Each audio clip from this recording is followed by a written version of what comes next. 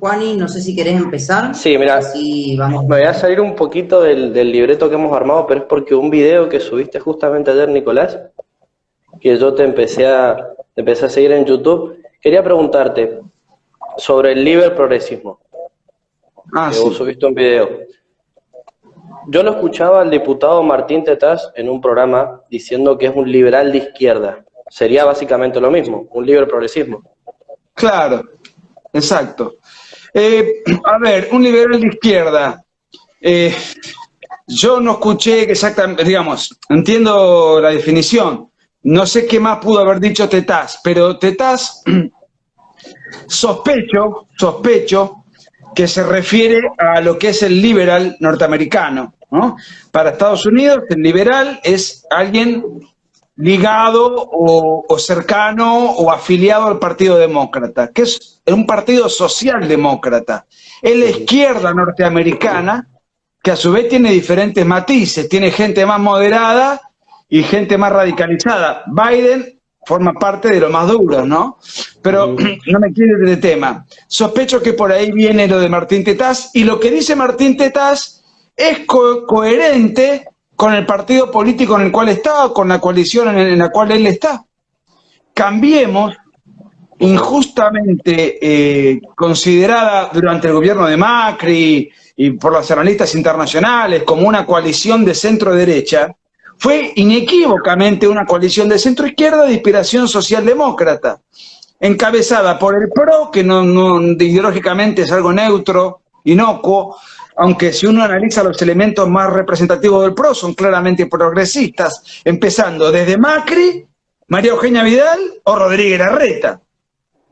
Y después si vemos, el gran socio de Cambiemos ha sido la coalición cívica dirigida por Elisa Carrió, que es una expresión de izquierda. Elisa Carrió, de hecho, viene del radicalismo alfonsinista, o sea, era la más izquierdizante de un partido afiliado a la Internacional Socialista. Y el otro partido es la Unión Cívica Radical propiamente dicha, que es un partido integrante de la Internacional Socialista.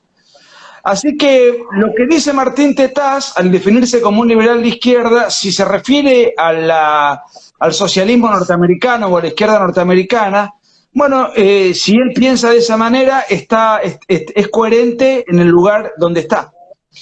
Lo que pasa es que esta coalición es una coalición bastante desprolija en términos ideológicos. La Argentina es desprolija en términos ideológicos, muy poco claro, empezando por el peronismo, que es algo para un diván de psiquiatras, pero Cambiemos tiene, por ejemplo, gente honorable como Ricardo López Murphy, que es un liberal de derecha. O sea, es una persona que es un liberal, a mi juicio, propiamente dicho, pero no me gusta entrar en el liberalómetro. Lo que quiero decir es que dentro, porque no conduce a nada, se usa para ver, para estigmatizar quién es liberal, quién no lo es. Lo que quiero decir es que López Murphy no piensa como Tetaz, ni en lo económico ni en lo cultural. Y sin embargo, formó parte también de la misma lista en Capital Federal, donde ambos fueron elegidos como diputados, ¿no? Me tranquiliza que haya un diputado como López Murphy, no me tranquiliza tanto que esté alguien como Martín Tetaz. Pero hay gente peor, así que dejémoslo tranquilo. Eso sería como lo malo, porque en un principio yo pensé que Tetaz no era tan de izquierda, pero él después menciona esto, que además se sentía muy atraído por las ideas progresistas, pero lo bueno es que hay una persona como en sus cabales dentro de Juntos por el Cambio, que es López Murphy de Republicanos Unidos. Bueno, pero López Murphy ha sido diputado nacional por Juntos por el Cambio, no gracias a Cambiemos, sino gracias a Javier Milei. Porque el fenómeno Milei generó un éxodo de votos liberales que fueron desde Cambiemos hacia el espectro de Milei, y Cambiemos tuvo que salir con desesperación a buscar un liberal para recuperar votos, para compensar esa transferencia de votos hacia otro espacio. Entonces lo pusieron a López Murphy incluso en un lugar expectante, cuarto lugar donde se sabía que iba a entrar. De manera que si Cambiemos hoy tiene elementos liberales en algún lugar de visibilidad, es por el fenómeno Milei, claramente. Claro, obvio. Bueno, vamos a hacer ahora una pregunta que para mí es muy importante, porque yo estuve leyendo uno de sus libros también, que es el de la guerra civil en Argentina, esta guerra civil de los años 70, ¿no? Que sucedió en nuestro país, en democracia y en una dictadura. Entonces, mi pregunta es que respecto a esta guerra civil que sucedió entre el Estado argentino y estas guerrillas con Montoneros, ERP, la FARC, bueno, un montón de organizaciones terroristas, ¿se puede decir que las víctimas de este terrorismo guerrillero han sido reconocidas por los organismos de derechos humanos, han sido reconocidas por el Estado, estas víctimas? Los organismos, las organizaciones de derechos humanos son un instrumento de la izquierda, una de las caretas que usa la izquierda para presentarse en sociedad, también para robar, para falsificar la historia, no solamente en Argentina, cuando en cualquier lugar del mundo uno vea organización de derechos humanos, una sigla, hay que desconfiar, porque son una herramienta de la izquierda. La izquierda es la que monopoliza los derechos humanos, la que tiene es una suerte de establishment, el derecho humanismo, donde hay una paradoja. La expresión político-ideológica que mayores violaciones a los derechos humanos ha cometido en la historia de la humanidad ha sido la izquierda. Durante el siglo XX, el comunismo internacional cometió 100 millones de asesinatos. Si sumamos los 25 millones de muertos en la Unión Soviética, los casi 60 millones de muertos en China, los muertos por las guerrillas en América Latina, los muertos por las dictaduras comunistas en África, en Asia, bueno, los grandes genocidios, los campos de concentración más execrables, obviamente no me olvido del nacionalsocialismo, pero estoy hablando específicamente de la izquierda, los que llevan el récord de muertes a cuestas son los de izquierda y son los que defienden los derechos humanos. Por eso, fíjate que en Argentina la organización más importante de defensa de los derechos humanos son dos.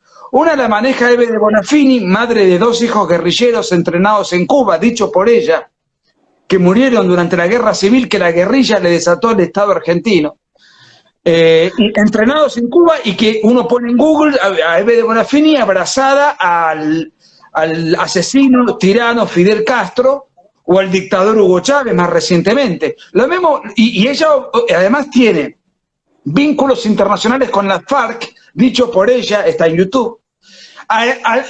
En la Universidad de la Madre de Plaza de Mayo se han hecho conferencias que están en internet con miembros de la organización terrorista española ETA, y además ella públicamente ha reivindicado a Al-Qaeda, no en cualquier momento de la historia, sino al día siguiente, el día posterior al cual Al-Qaeda hizo el atentado terrorista que tiró abajo las Torres Gemelas en Estados Unidos. Claro. Ahora, Eve de Bonafini, dentro de lo que para mí representa un personaje del cual me siento en las antípodas absolutas, le reconozco bastante honestidad intelectual, porque si bien dice que defiende los derechos humanos, aunque por supuesto esto no es así, esto es una mentira de ella, por lo menos se manifiesta explícitamente con sus amigos, los guerrilleros, los terroristas, los asesinos, y reivindica dictaduras genocidas. En cambio, alguien más peligroso es Estela de Carlotto, que tuvo 2 hijas montoneras, una murió en la guerra civil, la otra no, que fueron montoneras, dicho por ella. Ella también figura, y fíjense en internet, abrazada a Fidel Castro, porque es una reivindicadora de la dictadura sanguinaria que todavía subsiste en Cuba, y también está abrazada a Hugo Chávez y a toda esa lacra, nunca condenó a las FARC. Estela de Carlotto lo que pasa es que tiene un tono menos agresivo, un tono menos enfático, más psicoanalizado, más docente. Ella de hecho es docente, de profesión ha sido docente. Entonces, tiene mejor propaganda para vender y para venderse. Pero es igual de peligrosa en términos político-ideológicos que Eve de Bonafini. Ellas piensan lo mismo, reivindican lo mismo, representan lo mismo. Sus hijos participaron de organizaciones criminales y asesinan lo mismo. Lo que pasa es que tiene un mejor marketing. Un mejor marketing. Las víctimas del terrorismo subversivo durante la guerra civil que vivió la Argentina no son reivindicadas ni por las organizaciones de derechos humanos, que claramente reivindican los crímenes que cometieron sus hijos, sino que además buscan borrar de la historia los crímenes de la guerrilla. Esas organizaciones y el Estado argentino también. Y esas organizaciones, no nos olvidemos que son organizaciones paraestatales, porque han sido organizaciones siempre subsidiadas y financiadas por el Estado. Y esto tiene un principio que ustedes no conocen por una cuestión de edad, pero el principal canalla que comenzó a desfigurar la historia fue Raúl Alfonsín. Raúl Alfonsín fue el que comenzó con la distorsión historiográfica, con los juicios ilegales y, en definitiva, con la reivindicación de terroristas y guerrilleros. No de una manera tan explícita y tan agresiva como en la época del kirchnerismo, porque fue otro momento histórico, otro tiempo, la gente se acordaba de la guerrilla, era todo muy reciente, pero quien comenzó a torcer la historia, los hechos, lo que fue la antesala de los juicios, lo que fue, y si quieren yo puedo hablar como abogado de por qué estoy en contra de los juicios que se están haciendo, pero bueno, no quiero irme por...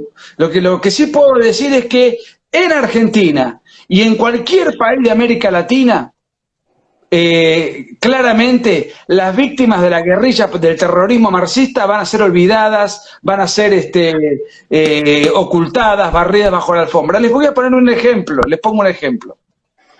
Sí. Estuve muy pendiente de las elecciones en Chile, donde competía Kast, el candidato de la derecha, y donde competía Boric, el candidato del Partido Comunista. La prensa chilena le atacó a Kast en todo momento, lo vapuleó, lo arrinconó, le hizo todo lo que pudo, porque en el año 89 hubo un plebiscito democrático, donde el gobierno de Pinochet presentó la posibilidad de prolongar su mandato o de llamar a elecciones. Ganó esta última expresión. Y Kast había votado en favor de la continuidad del gobierno militar. Bueno, por esa razón lo destruyeron a Kast. Y Boric, que se reunió con terroristas, que reivindicó atentados terroristas, por ejemplo, pongan Boric, Jaime Guzmán y lo van a ver con una remera donde hay un senador, Jaime Guzmán, con una bala en la cabeza porque fue asesinado por el terrorismo. El terrorismo que Boric reivindica y que son los amigos, y él se ha reunido con los asesinos de Jaime Guzmán, lo ha reconocido. Y pertenece a un partido que históricamente dependió de Moscú, que gobernó gran parte del mundo, el Partido Comunista, y que mató 100 millones de personas, y que gobernó Chile entre 1970 y 1973, bajo el gobierno de Salvador Allende, que fue una dictadura, donde hubo guerrilla, terrorismo, muertos, expropiaciones, violaciones a los derechos humanos desde el gobierno de Salvador Allende. Bueno, nada de esto se dijo durante toda la campaña que se dio en Chile. O sea, esta distorsión historiográfica no se da solo en Argentina, se da en muchas latitudes. En Argentina probablemente con mayor énfasis. La Argentina en la década del 70 vivió una guerra que iniciaron las organizaciones guerrilleras y terroristas. En 1970 concretamente, yo pongo esa fecha, me parece la más emblemática, porque ahí nace Montoneros y nace el ERP, aunque otras organizaciones venían operando desde antes. Pero a partir de ahí empieza la ola creciente de la guerrilla y llega a su punto máximo en democracia. El 52% de los homicidios que cometió la guerrilla en Argentina fue en democracia. Por eso es una farsa y es una mentira decir que los guerrilleros luchaban contra la dictadura. No. El gobierno militar en Argentina es consecuencia de la guerra civil que se vivía y que teníamos como presidente a Isabel Perón, porque Perón había muerto. Isabel Perón no tenía ninguna experiencia política, su única experiencia era como cabaretera, como bailarina en un cabaret en Panamá, que es ahí donde Perón la conoció bailando en un cabaret.